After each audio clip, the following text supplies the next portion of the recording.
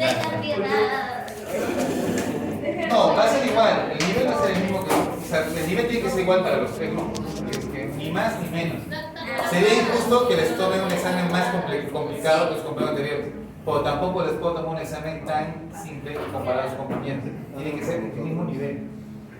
Si no, la exigencia no sería un estándar para todos. Así es que de esa parte, les aseguro que sí está estandarizado. Bien, doctores, vamos a hablar de sodio. Quiero que se grabe en su mente esto, les va a ayudar un montón. Sodio y potasio. Sodio tiene que ver clínicamente con la parte del sensorio. Y el potasio tiene que ver con la conducción de potencial de acción. Repito, sodio tiene que ver con la parte neurológica, estado de conciencia, principalmente, y el potasio tiene que ver con problemas de conducción. Por ejemplo, si un paciente me viene con sodio muy bajo, menos de 135 o 120, o como una vez me llegó un paciente con sodio de 98, y no reaccionaba el abuelito, era un abuelito que lo trajo a la familia porque durante una semana se fue durmiendo, ¿no? Le querían dar de comer, ya no quería probar, y lo traen porque cuando le ponen la comida ya no masticaba, entonces mejor era no darle comer porque si se atora y si ya el abuelito ya no la cuenta el abuelito. Es que la llevaron a emergencia y cuando le hicimos en los estudios pensamos que era una infección urinaria, porque las infecciones de abuelitos los deprimen mucho. Y cuando hicimos la concentración de sodio nos salió en 98. Lo normal es de 135 a 145, el equivalente al poquito. Nos salió, doctores, 98, y eso es una hiponatremia. Y las hiponatremias, cuando bajan, causan trastorno del sensorio. El paciente se deprime o no reacciona. ¿Ya? Esa es una de las causas de la hiponatremia. Ahora, la hipernatremia, doctores, también tiene sus efectos. El paciente puede estar muy hiperexcitado, intranquilo, inquieto, ¿ya? Porque causa trastornos del sensorio. ¿Listo? Ambos extremos pueden llevar al paciente a coma. ¿Listo? Y no reacciona. Nada, tú eres dolor, nada, no reacciona nada. Entonces, sodio tiene esta peculiaridad. Potasio tiene que ver con conducción. Entonces, ¿dónde hay conducción? Sistema nervioso, sistema cardíaco, conducción, ¿no? Todo lo que es potencial de acción. Entonces, quiere decir que cuando tengo alteración del potasio voy a tener arritmias, ¿listo? Como parte, y voy a disminuir todo lo que lleve conducción. Por ejemplo, el intestino, ¿cómo estará? Si tengo mucho potasio, poco potasio, el ritmo del peristaltismo intestinal también se va a modificar. La fuerza muscular, si no funciona mi sistema nervioso que conduce para que mi placa neural no funcione bien, ¿podré caminar? No. Entonces son pacientes que vienen con trastornos de conducción. ¿Sí? Eso grábenlo muy bien. El caso más curioso que me llegó a mí fue un paciente varón de 28 años que vino en silla de ruedas porque no podía caminar. Ya era una semana que no podía. Muchos pensaron en un Guillain-Barré. ¿No? ¿Han escuchado el Guillain-Barré? Aquella disminución de la fuerza a nivel de pies y es ascendente, ¿no? Pero lo curioso es que el paciente no decía que era ascendente, decía que sentía debilidad al mismo tiempo en pies y en manos. Entonces eso no es un Guillain-Barré, pero por eso lo derivaron a un hospital y entró en silla de ruedas porque párate, se agarraba así, y así, se agarraba de pisada y ¡pum! Se caía al piso, no podía sostenerse. Ya será un problema neurológico, hasta que tomamos un AGA y ahí que nos sale en el sodio, el potasio nos salió 1.3 de potasio, muy bajo. ¿Listo? 1.3 de potasio. Y el otro dato que nos decía el paciente era que tenía mucho estreñimiento, que ya iba una semana que no podía defecar. ¿Listo? Con eso que le estoy diciendo, que los niveles bajos de potasio anulan la conducción neuromuscular, no puedes caminar y hace ilio porque no se mueve el intestino. Entonces, conducción, no se olviden, potasio tiene que ver con la conducción. Cuando lo corregimos, era como cuando haces esta infusión de manos y el paciente se fue caminando. Todos nos miran, ¡wow! La gente se sorprendió porque él vino así, si a ruedas no podía caminar. El abdomen muy distendido porque no podía defecar si no se mueve el intestino. Entonces, cuando le pusimos el potasio, repusimos el potasio en unas 3 horas, el paciente se paró Ya podíamos ver, su intestino funcionó y se limpió y se fue tranquilo. La cuestión era preguntarnos por qué bajó el potasio. Eso ya lo dejamos al punto clínico, pero desde el punto de vista fisiológico, conducción, potasio y sodio, sistema nervioso, la parte de la conciencia. Si tienen grabado esto, doctores, vamos a entender qué pasa con el sodio. El sodio, doctores, es uno de los electrolitos más importantes para mantener la osmolaridad sanguínea y la presión arterial. ¿Ya?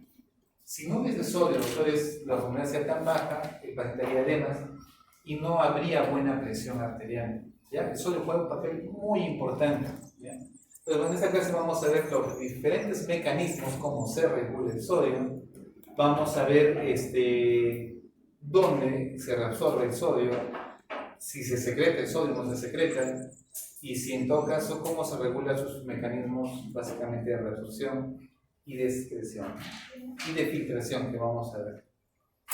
Bien, entonces vamos a ver al sodio desde un punto de vista cómo se da la filtración y cómo se da la reabsorción. Pregunta, ¿leen por ahí que diga secreción?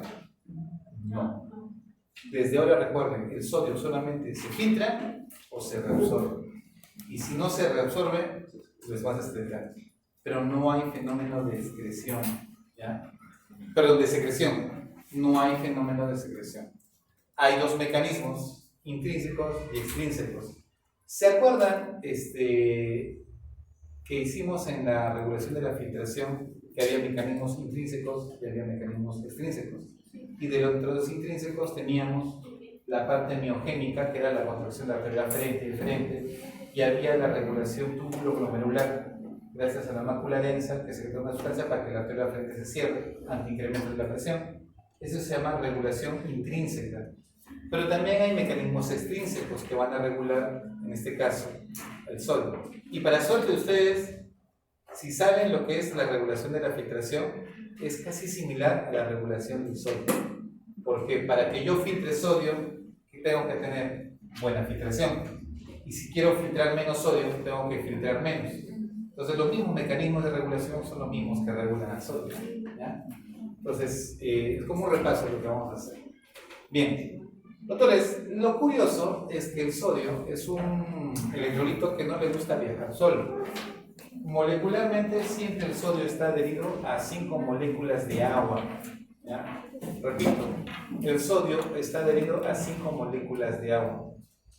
Y esto se llama el efecto osmótico del sodio. O sea, siempre el sodio jala agua por donde vaya. Este efecto osmótico lamentablemente le juega en contra porque al ser muy hidrofílico no le permite pasar fácilmente por las membranas celulares. Por eso requiere de canales o cotransportadores o contratransportadores. ¿Ya? Por eso es importante. Ahora, hay una cosa que les expliqué a ustedes la clase pasada y les dije que nosotros normalmente no hidratamos a un paciente. ¿Se acuerdan cuando les expliqué lo que era una solución isosmótica e isotónica? Ya. Entonces, el sodio, ustedes saben que la osmolaridad plasmática es igual a 2 veces el sodio más glucosa sobre más urea sobre. A ver, díganme. Eso es básico, ¿no? Es como decir 1 más 1 es 2. La osmolaridad plasmática es igual a 2 veces el sodio más glucosa sobre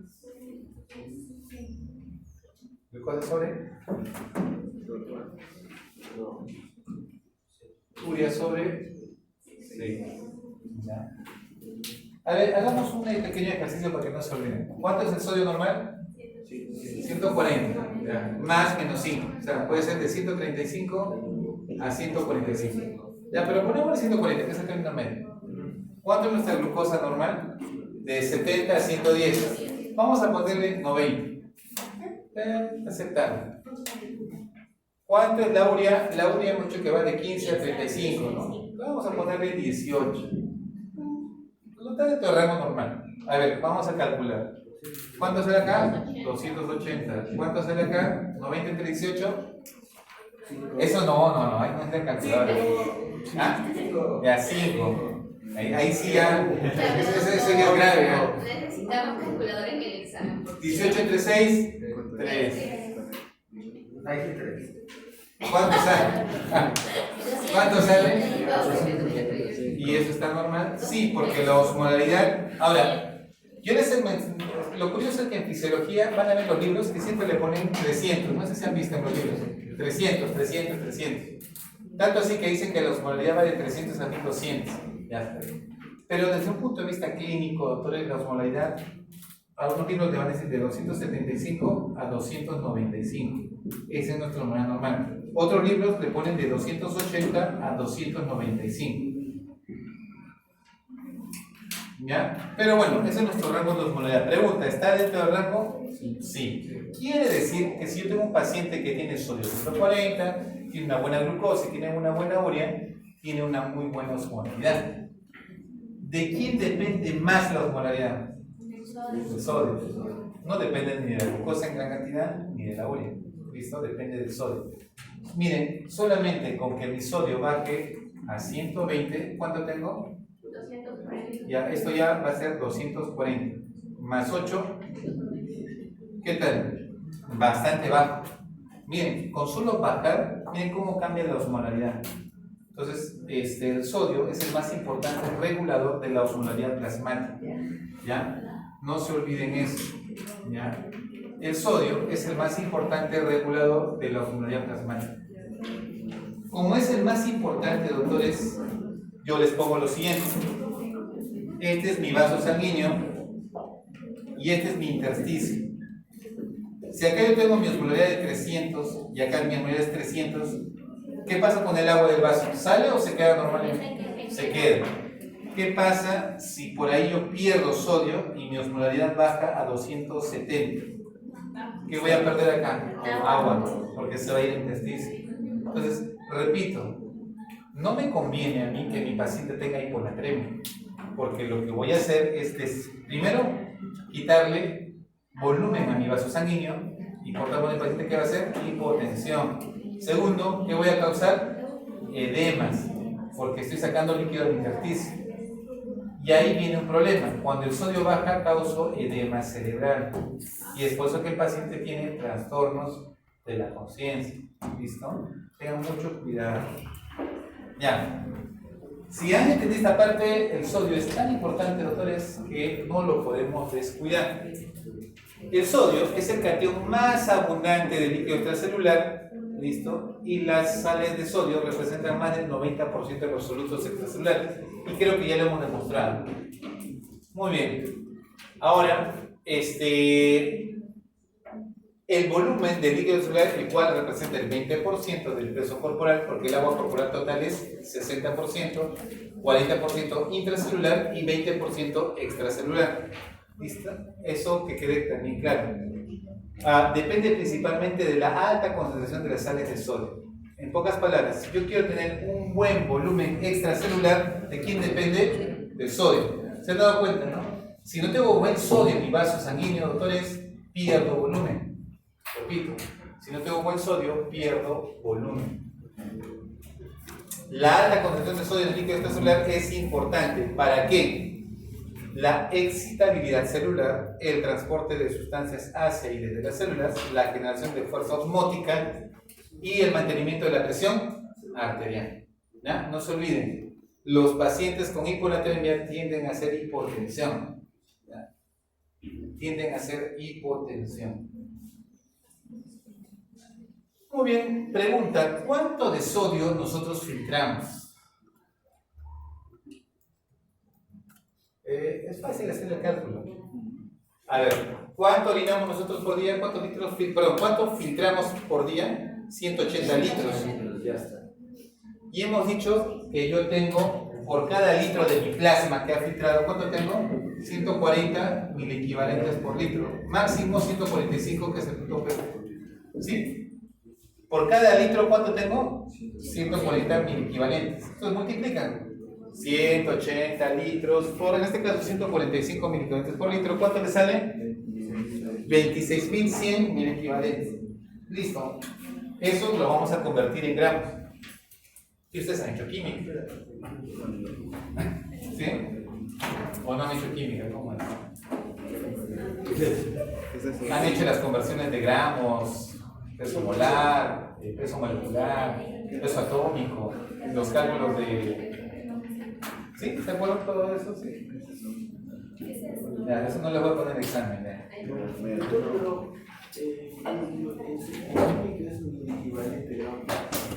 Claro, o sea, hay varias conversiones. Lo que básicamente, cuando tú tienes en equivalentes, básicamente aquí tú estás hablando en función. Recuerden que los equivalentes es el peso divididos entre la valencia. Hay una valencia, o en los moles, básicamente en función de una valencia. Hay unos que tienen valencia 1, valencia 2, valencia 3.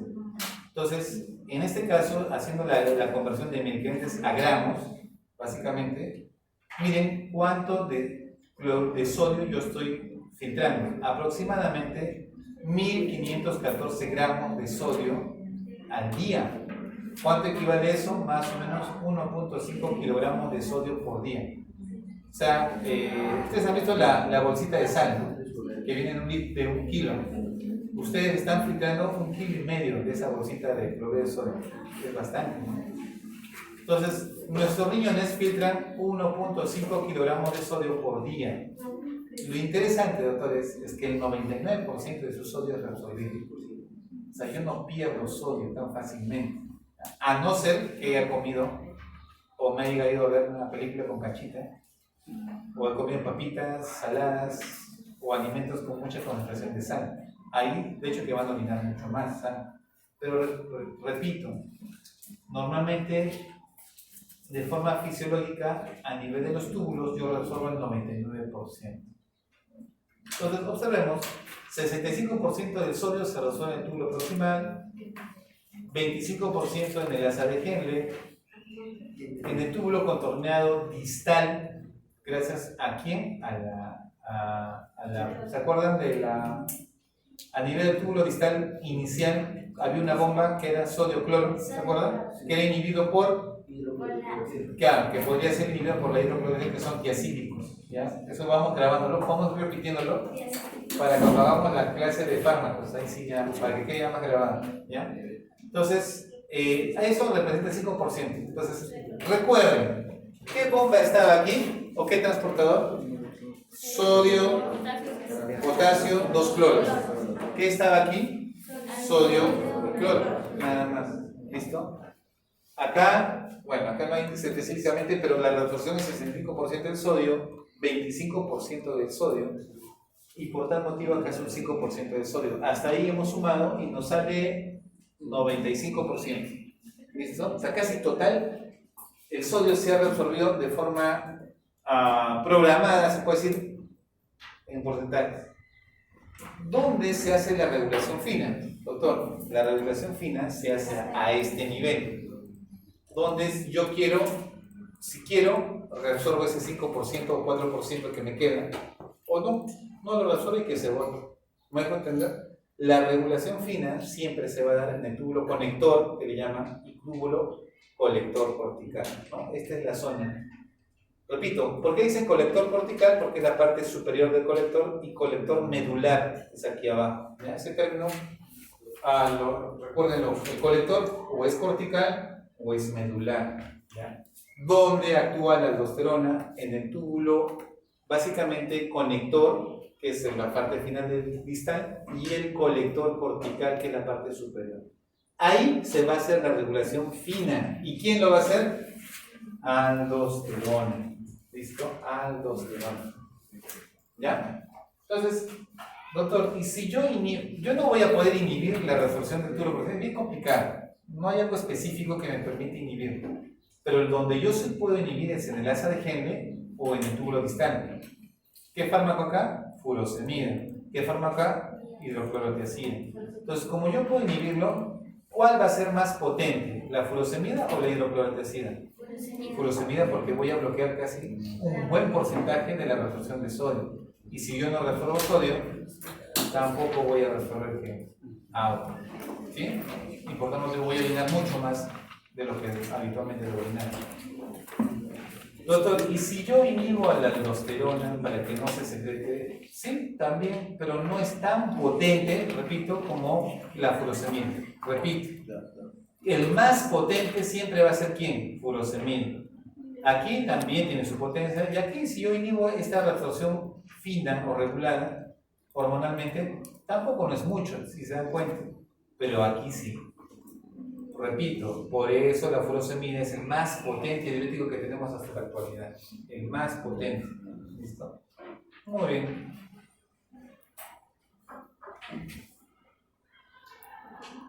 Hay mecanismos que van a regular al sodio. Y dentro de los mecanismos de manejo renal del sodio, tenemos los reflejos que participan en el mantenimiento del equilibrio del sodio en el organismo, cuentan con receptores volumen-presión. Pregunta: ¿cómo se regula la presión y el volumen? Cuando tengo variación de presión y volumen, ¿quién va a actuar? ¿Aldosterona o ADH?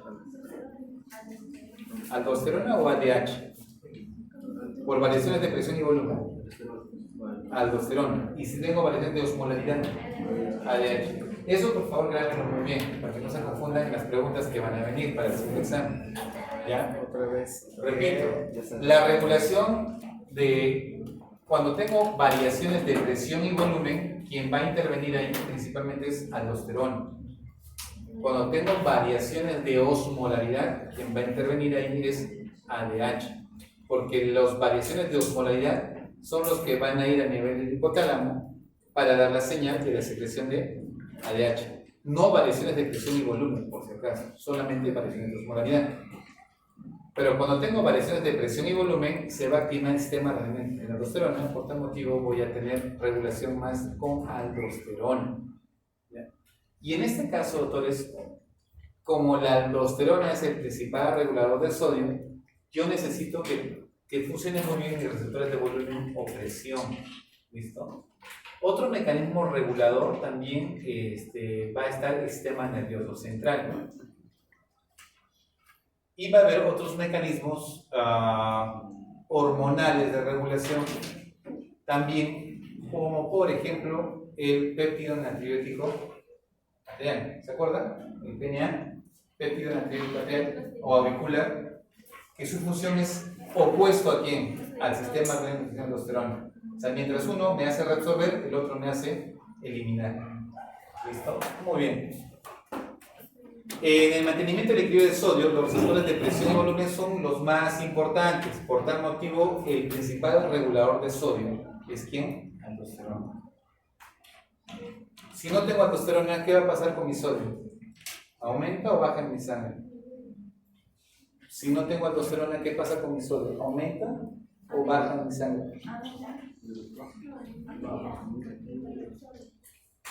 Por eso, ¿aumenta o baja mi sodio en sangre? Aumenta. Disminuye. Deduzcan, doctores, si no tengo aldosterona, no hay aldosterona, mi sodio en mi sangre va a aumentar o va a disminuir. ¿Qué hace la aldosterona con el sodio? Reabsorbe sodio y secreta potasio. Pero si no hay aldosterona, ya no reabsorbe sodio. Por tal motivo, ¿cómo va a estar el sodio en mi sangre? Y la sangre va a estar disminuida.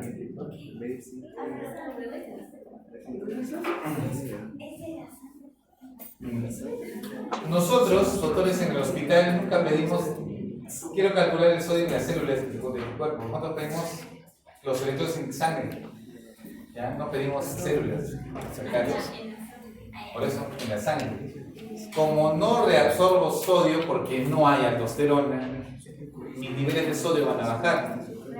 Y como ya no secreto potasio porque no hay aldosterona, mis niveles de potasio van a aumentar.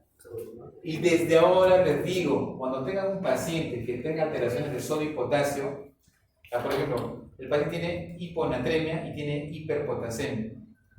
Qué raro que un paciente te haga un cuadro donde baja el sodio y aumenta el potasio, ¿no? O te baja el sodio o aumenta el potasio separado, ¿no? O me viene un paciente con hiponatremia o me viene un paciente con hiperpotasemia. Pero que me vean con los dos es raro. Entonces, cuando les vengan los dos, doctores, hiponatremia con hiperpotasemia, significa que no tiene aldosterona o tiene una enfermedad llamada enfermedad de Addison, que es insuficiencia suprarrenal. ¿Ya? Por eso les decía, ¿no?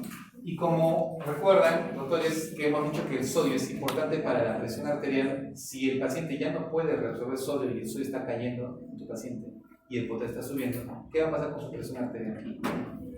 De este paciente con Addison, que no tiene aldosterona, ¿va a aumentar o va a bajar la presión? Va a bajar. Entonces, si a ustedes les viene un paciente que tiene, que tiene hipotensión, hiponatremia e hiperpotasemia, ¿qué tienen que sospechar? Un problema de excreción de aldosterona, y eso es probablemente una insuficiencia suprarrenal, y eso puede ser un Addison, ¿ya? Y si a eso le agregamos que el paciente tiene hipoglicemia, ya está el diagnóstico. ¿Por qué? Porque también cuando tienes una enfermedad de Addison, tienes problemas de glucocorticoides, y como no hay cortisol que regule tu glucosa, pues se llaman glucocorticoides, tu paciente hace hipoglicemia. Entonces son datos que ustedes tienen que considerar. ¿Por qué les hablo de esto? Porque es muy común que les vengan pacientes con insuficiencia suprarrenal con sodio bajo y potasio alto. Y quiero que graben en su mente que la aldosterona regula los dos. Por eso es que cuando tengan los dos así, o uno bajo, el otro, o tienes mucha aldosterona o tienes poca, dependiendo si uno ha subido y el otro ha bajado, o el otro ha bajado y el otro ha subido. ¿Ya? Se aparece bien. Ya, muy bien. Entonces, por eso les decía que básicamente el sodio depende de receptores de presión y volumen para el adecuado manejo de la aldosterona. ¿Ya? Eso, por favor, que la. ¿Qué hora es? Ya, listo, entonces lo siento. A las 4:30 nos vemos en el examen práctico. ¿Ya?